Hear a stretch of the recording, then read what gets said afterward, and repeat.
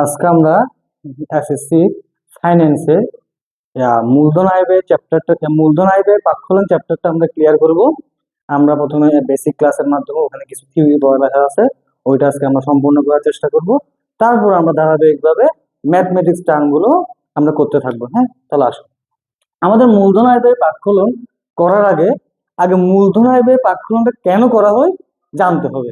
আমাদের মূলধন আয় ব্যয় পাঠ্যক্রম করা হয় কোনো দীর্ঘমেয়াদী সিদ্ধান্তের ক্ষেত্রে আমাদের মূলধন আয় ব্যয় পাঠ্যক্রম সাহায্য করে থাকে।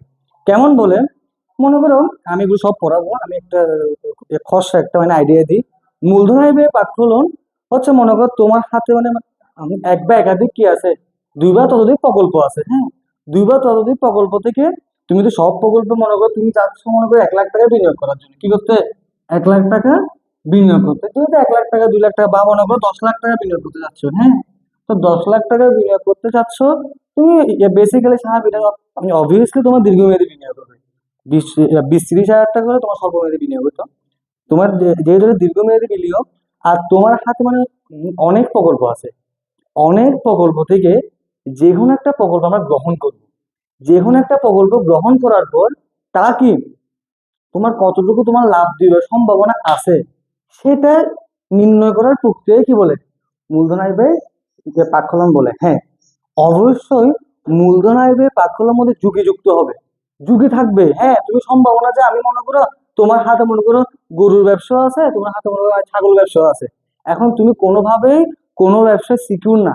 তুমি কোনোভাবে বলতে পারবে না আমার গরুর ব্যবসা 100% কি হবে, ঝুঁকি ছাড়া হবে, আর হচ্ছে কি ছাগলের মতো অবশ্যই ঝুঁকি যুক্ত হবে না। তাই বলা হচ্ছে মূলধন আয় ব্যয় পাঠ্যক্রমের মধ্যে কি আছে, ঝুঁকিযুক্ত ব্যবসা। হ্যাঁ, বিনিয়োগ সিদ্ধান্ত আর কি, ঝুঁকিযুক্ত কি সিদ্ধান্ত, বিনিয়োগ সিদ্ধান্ত। এখন হচ্ছে কি, তাহলে আমরা মূলধন আয় ব্যয় পাঠ্যক্রম মোটামুটি জানলাম। আসো আমরা পড়ি কি বলছে।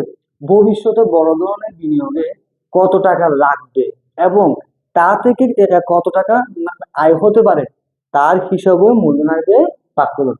একটা ব্যবসা প্রতিষ্ঠানে কত টাকা লাগবে এবং কত টাকা তোমার আয় হবে, সেটা কি ওরা একটা ছোটখাটো হিসাব নিকাশ করার পদ্ধতিকে কি বলতেছে, মূলধন আয় ব্যয় পাঠ্যক্রম বলতেছে। ক্লিয়ার? এখন মূলধন আয় ব্যয় পাঠ্যক্রম অধ্যায়ের মধ্যে সেকেন্ড টপিক হচ্ছে মূলধন বাজেটিং। কি বাজেটিং? মূলধন বাজেটিং। তোমার এক কথার মধ্যে, এক কথায় বলতে গেলে মূলধন বাজেটিং হচ্ছে দীর্ঘমেয়াদী সিদ্ধান্তের প্রক্রিয়াকে, দীর্ঘমেয়াদী সিদ্ধান্তের প্রক্রিয়া কি বলে, মূলধন বাজেটিং বলে। কেমন বলে দেখো, আমরা কোনো প্রতিষ্ঠানের দীর্ঘমেয়াদী বিনিয়োগের জন্য কোন প্রকল্প কত টাকা বিনিয়োগ করা হবে এবং সেই বিনিয়োগ লাভজনক হবে কিনা নির্ধারণ করা কি বলে, মূলধন বাজেটিং বলে। ক্লিয়ার? তারপর কি বলতেছে, এক কথায় দীর্ঘমেয়াদী এখানে কি হবে, বিনিয়োগ হবে। দীর্ঘমেয়াদী বিনিয়োগ সিদ্ধান্তের প্রক্রিয়াকে কি বলে, মূলধন বাজেটিং বলা হয়। ক্লিয়ার? গেল।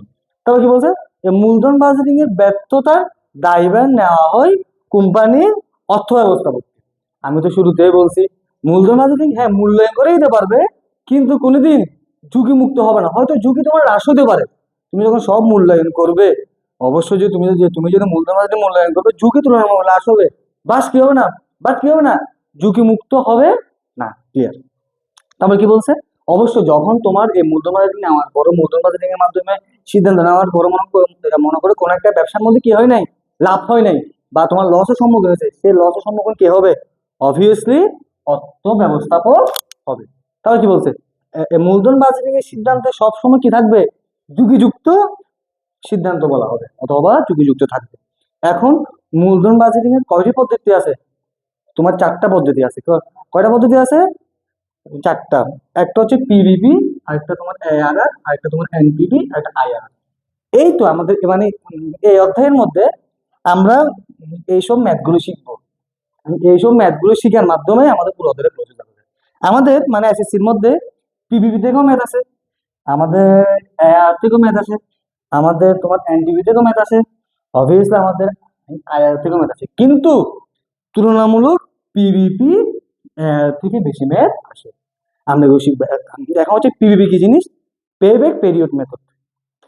Pay back period method, pay back method বলতে মোটামুটি আমাদের প্রকল্পতে কত আমরা যখন একটা প্রকল্প যখন বিনিয়োগ করব কিছু টাকা, সেটা কত বছর পর রিটার্ন আসবে সেটা হচ্ছে পেব্যাক সিস্টেম নিয়ে।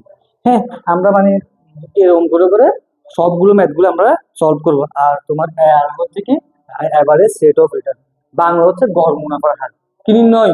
গড় মুনাফার হার নির্ণয়। এগুলো সবগুলো সূত্র আছে, আমরা তোমার নেক্সট ক্লাসে সব সূত্র তোমার লিস্ট করে দিয়ে দেবো। ওগুলো শিখতে হবে, মুখস্থ করতে হবে।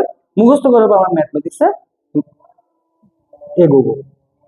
এনপিভি হচ্ছে net present value method. NPV কি? Net present value method. IR হচ্ছে কি? তোমার internal rate of return method. Okay.